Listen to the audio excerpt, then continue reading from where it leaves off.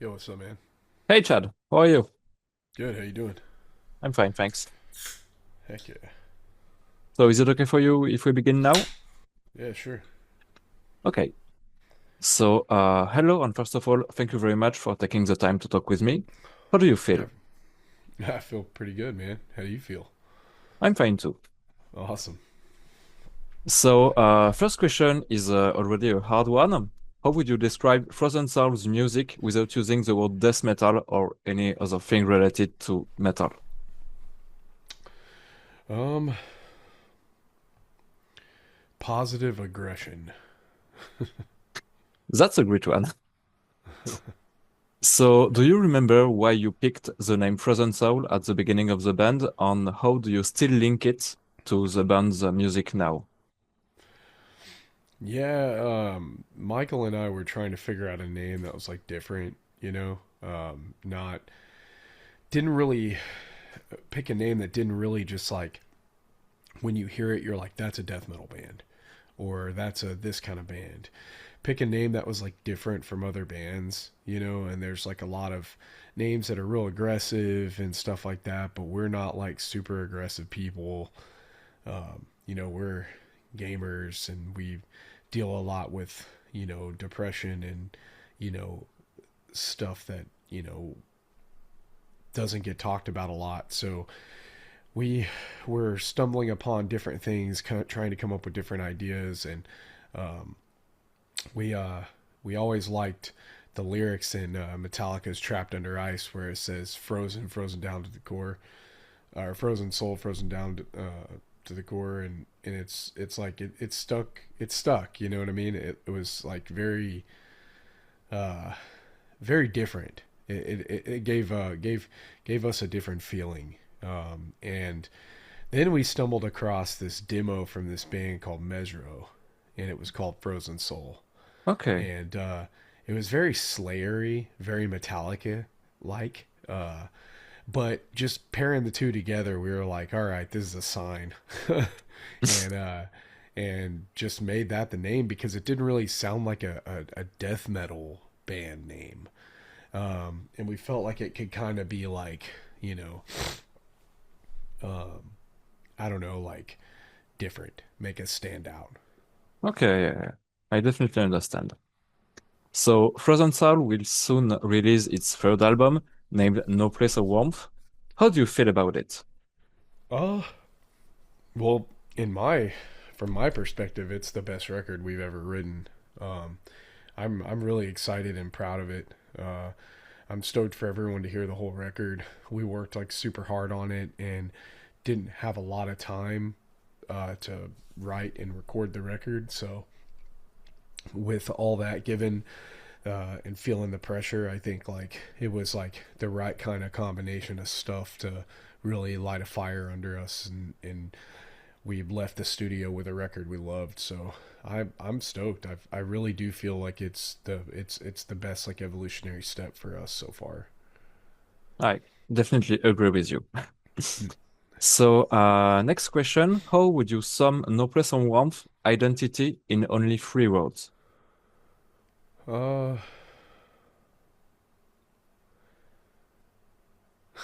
uh, It's a hard one, I know. well, I mean, I have I have four words. It's okay for four. uh, Straight to the point. Okay, I definitely agree. Yeah. So, No Place of Warmth happens nearly 3 years after the previous album, for which you toured a fucking lot. Are there hmm any changes you noticed into the composition process? Uh, yeah. I mean, like touring so much and not like not really focusing on writing music because of just the strain of being on the road all the time and having like very little time at home. It gets hard to like get in the zone to write, so we didn't have a lot of material ready. So I think like when we went to the studio, we had like a few main goals in mind, and one of them was to like try our best to like give the energy on the record that we give in person at a show. And Okay. um, I really think like we did about the best we could, to do that. Because I mean, like if you compare back and forth to the other records, this record's a lot more dynamic. It's got a lot bigger of a sound, but still has like that old school reverby vibe to it every now and then.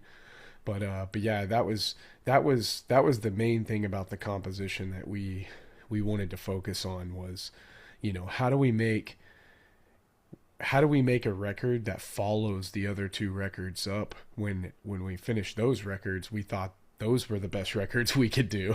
So like how do we follow that up? And we started like looking at like comments and stuff, and you know and we had heard friends and whatnot, in the comment sections, like when someone would say they didn't like us or whatever, we would have people chime in and be like, you should see this band live though, you Yeah. know so we kind of took that as like constructive criticism, and you know really decided to focus on what it is that makes us Frozen Soul. And really what makes us Frozen Soul is like the fun aspect and the positive nature of the aggressive music and how explosive and like powerful it feels live. So we just tried our best to, incorporate that in the overall composition of the record. I definitely agree with you. It's really straightforward and live is really cool too. Heck yeah.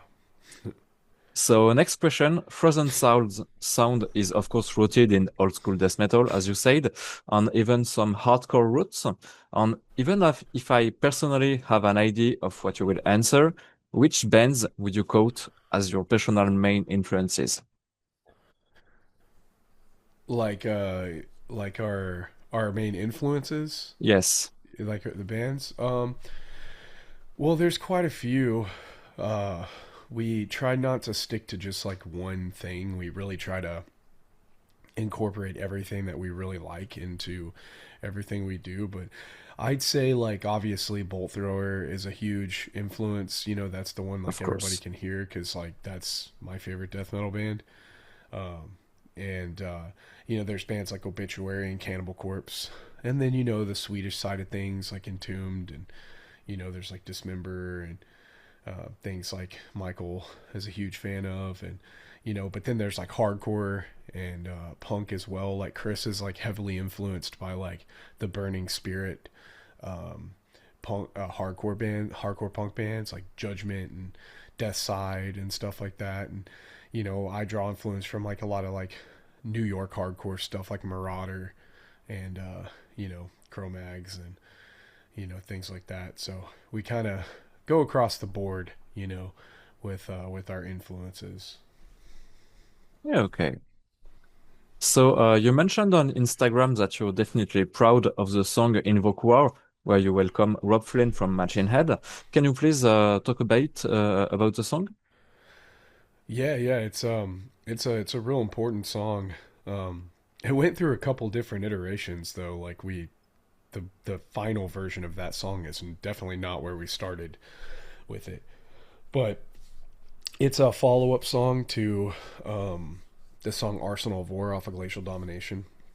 And it's, you know, sort of like, I guess, encapsulates like, the whole meaning behind our band, and like, and us as people. Like, we're constantly growing and learning and, trying to adapt to new experiences and stuff like that. And, you know, in life, you face a lot of things that change your life for the better or worse. And we've experienced a lot of stuff like that over the last like 3 years of touring and stuff. So we've gotten really cool opportunities, but we've also experienced like loss in our families, and things that we weren't home as much for as we wish we were sometimes. And you know Arsenal of War and most of Glacial Domination, we wrote that like right after my brother passed away. Okay. So it was like a very rough time. And I think like everything kind of changed, at least for me, after that moment. So I have a hard time like writing music just to be brutal or just to be like hard or just to, I don't know, just writing metal for the sake of writing metal. It's hard for me to do that now. Like when we started Frozen Soul, yeah, we like had like moments of, dark undertones to the songs with like depression and stuff. But that wasn't like, mostly it was just about having fun, you know? But then like as stuff starts happening and as you get older, like life becomes harder, loss impacts you more. Like you just change as a person and it's harder to not like express that in what we do, And Yeah, of so course. the last record became all about that. And this record started off as being like obviously straight to the point and powerful and just, meant to have fun. But then like I found myself like just constantly thinking like about my brother and my grandfather and Chris's mom and the people we've lost and like the things we've given up for this band, and the things that we still give up for this band, And, you know, I think when writing like that song in particular, like it kind of just like hit this nerve with me where like I was like kind of just so angry with how things went down with my brother's death, and it just made me so mad and filled with like you know hate, and just blame, and you know just that feeling of just being like hopeless, and not being able to help. And so I think with that song, like it became more of like a weapon, you know, Okay. of like how to like weaponize that pain, you know. So you Whereas needed like something like a catharsis. right. And like with Arsenal it was more about like a reminder of just like, you know, okay, that person may be gone or whatever, but like you can still carry him with you.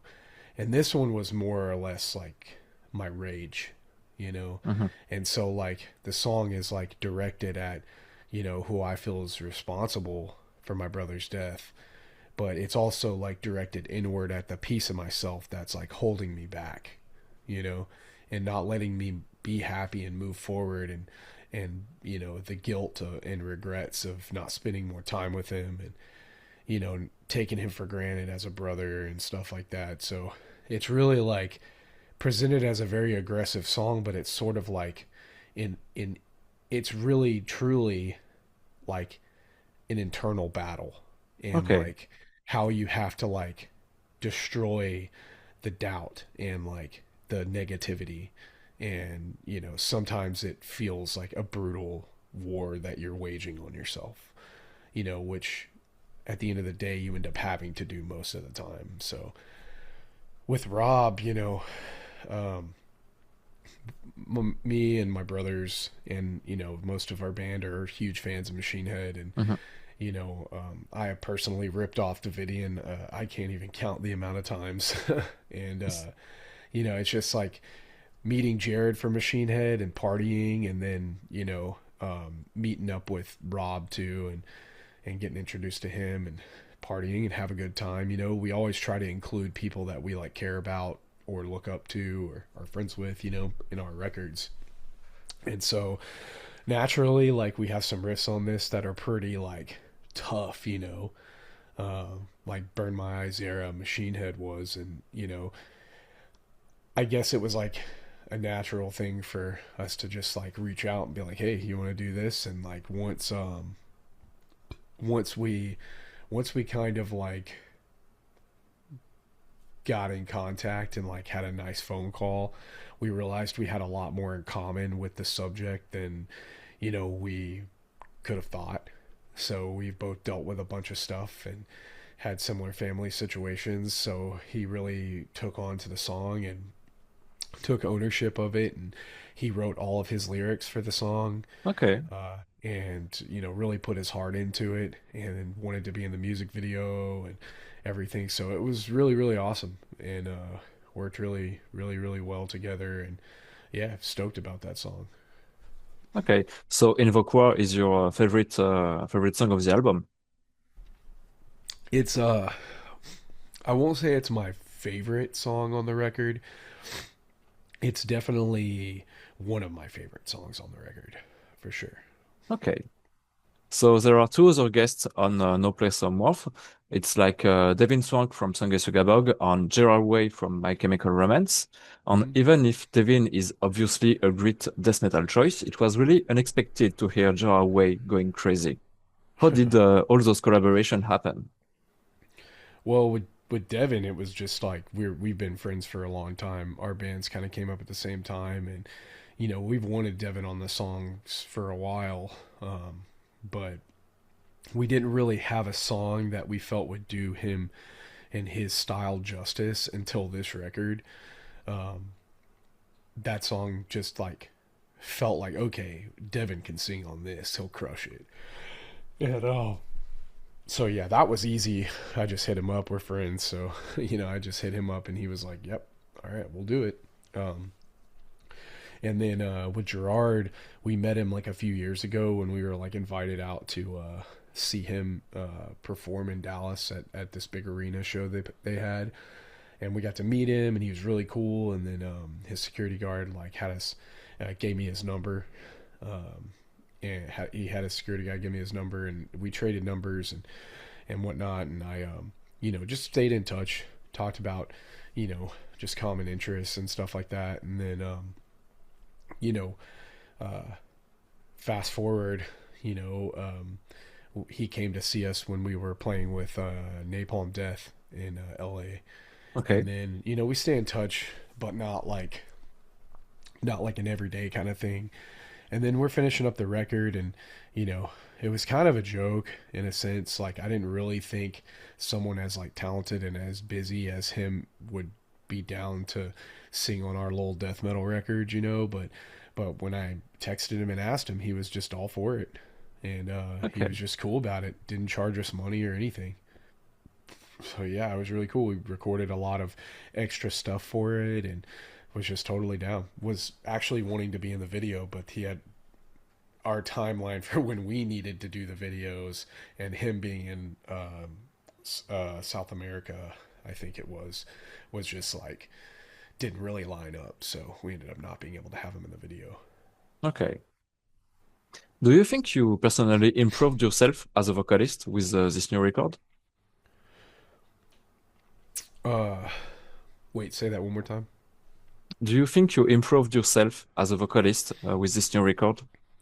Yeah, yeah, I do. Um, you know, I haven't exactly been like proud of myself with vocals. Like, I don't really know what I'm doing.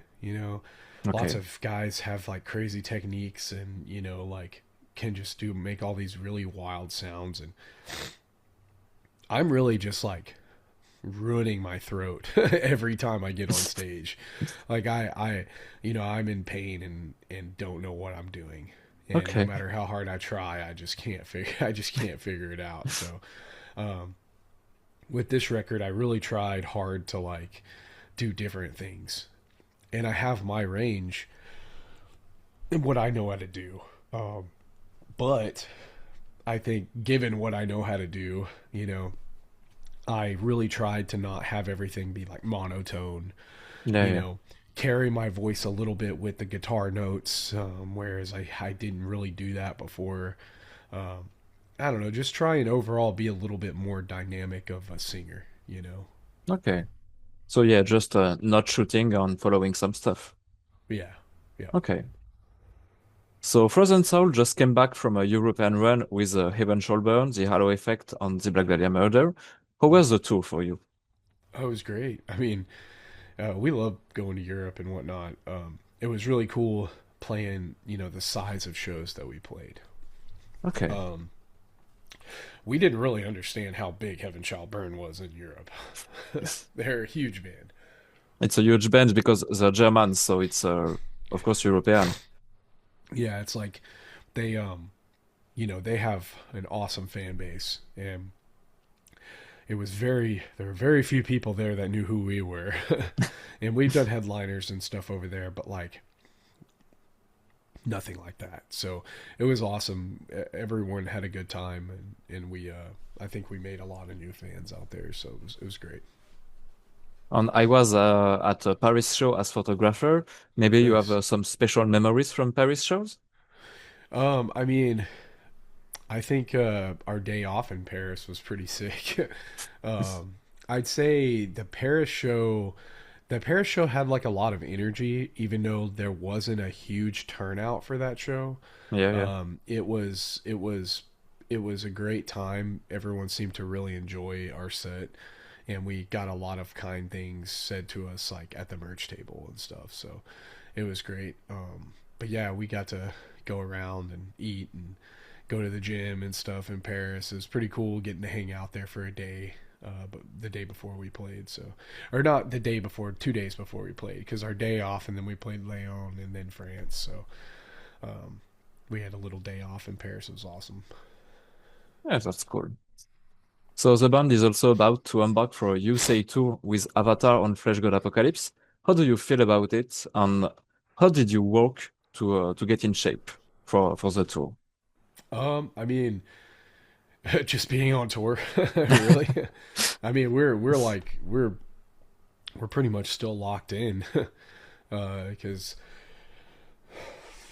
we leave in like 10 days or something like that. Mhm. So we basically just, you know, are already kind of locked in from the last tour, but we're stoked. I mean, again, it's like another tour we took that like nobody's going to know who we are, which is great. We're trying to like reach new audiences too, like not leave the audience we have, but just, expand and just like Yeah. give other people the chance to see a band like us play. And so we're stoked. We actually met some of the Avatar guys in Europe. Okay. We played the same venue as them, but had an off day the day before we played, and they were playing at that same venue. So yeah, we got to go talk to a couple of them, and they seem like super nice guys. So I'm super excited to hang out with them more. But yeah, not much time at home, but me and our drummer Matt, we work out pretty heavily. We pretty much in the gym almost every single day. So Okay. we try and stay as physically fit as we can to stay ready for these tours and stuff. Where we work pretty hard on ourselves, Matt and I, Okay. to Okay. stay ready. So Okay. So how did you build the band's visual identity and thematics about ice, chain microphone stand, and the BC Rich stuff? I mean, we just kind of do the stuff that we think is cool and that we like. We didn't. I mean, we always like all of us in the band enjoy a good show. We enjoy movies.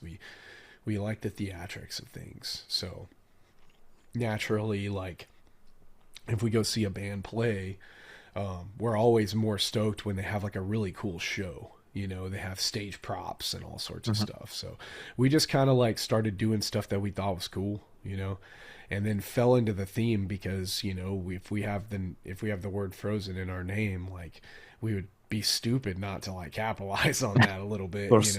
But yeah, I make our stage props and stuff like that. So it's just one other way to like love what we do. Okay, and I also noticed the horror movie posters behind you. Are you Yeah, a horror fan? I am. Yeah. Ah, Yeah, nice. I mean, I'm not like I'd say I'm not like I don't live and die by horror movies, but I am a huge fan. I love them. Okay. So, when the song Absolute Zero came out, you took the opportunity to include the messages "fuck ice" and "icebreaker" in the video. It's of course really coherent because of the song, but it's also a political message in the United States. Was it important for you to be clear about your political views as a band? Yeah, yeah, we had to we really felt like it was time for us to say something. We have a lot of friends and family that are going through things because of what's happening here. And on top of that, we have a group on Facebook that is it's like a fan group kind of thing Okay. that someone started for us. And someone was raising money in there, for their family or friends that were being affected by ice. Okay, and the climate of our country, and they kind of were getting shit on by people, and we just kind of had to shut it down, of course. and just be like, yo, like this is not what kind of band we are. We're not like if someone needs help, we're a band that's about friendship and family and fun, and like we're not a place for hate, like at all. Like this is not who we are as people. That's not what we stand for. Like we are for like love and protection, you know. And so yeah, we just had to like make our stance known because in metal, you know, it's there's a line, where there are people that don't like politics being involved in things. And to be honest, it doesn't matter if you fucking like politics or not. Politics are a part of everyone's life because we Mm. have to survive and live in whatever country you live in where things are affecting us on a daily basis. And it's like you look at all the best metal bands, they all have something political to say, like everyone, like metal and hardcore and punk, it's all a counterculture. It's all about standing up and not keeping your mouth shut, Yeah. and standing for something, and so we felt like it was the right time to do it, but we also didn't like want to like tie it to the record, like as in like drop, our pre-order and all that stuff at the same time, because like it just wasn't about that, so we waited to do that until sometime later and whatnot. But yeah, it was interesting to say the least because we got tons of hate, but we also had tons of support and stuff. So it was cool to like let the fans out there know that we, where we stand. Okay, I definitely agree. So, next question. Maybe you ever heard about the French metal scene? Are there any bands you know and like? Um, I don't. I know that I have, and there's one band that's on the tip of my tongue, but I can't. I was listening to them like a few months ago, and I cannot remember their name right now. Sorry, I'm a little under the weather. I'm a It's little. okay, it's okay. I've been kind of sick the last couple of days. My allergies and stuff have been going crazy, but not off the top of my head right now. It's okay, no worries about that. Are there any bands you would love to play with? Um, yeah, Metallica. Okay. um, honestly, I don't really like think about that anymore. Like, um, I want to play with everybody. Like we're down to play with anyone and everyone. There's not like a a dream tour lineup and all that is just with our friends. You know, Okay. like all of our friends' bands.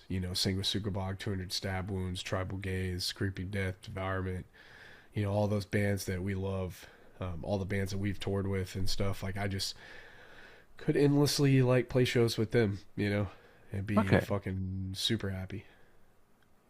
Okay, I definitely agree. It's really important to play with friends. Yeah, yeah. So, last on funny question, which dish would you compare frozen sours with? Hmm. Hmm. Let's see here. Um, I think a big ass pint of Bluebell ice cream. Okay, that's unexpected, but I really like this answer. So, as said, that was the last question for me. So, thank you very much for your time on your Yeah, music. On the last words are absolutely. yours, man. Yeah, thank you very much for the interview, man.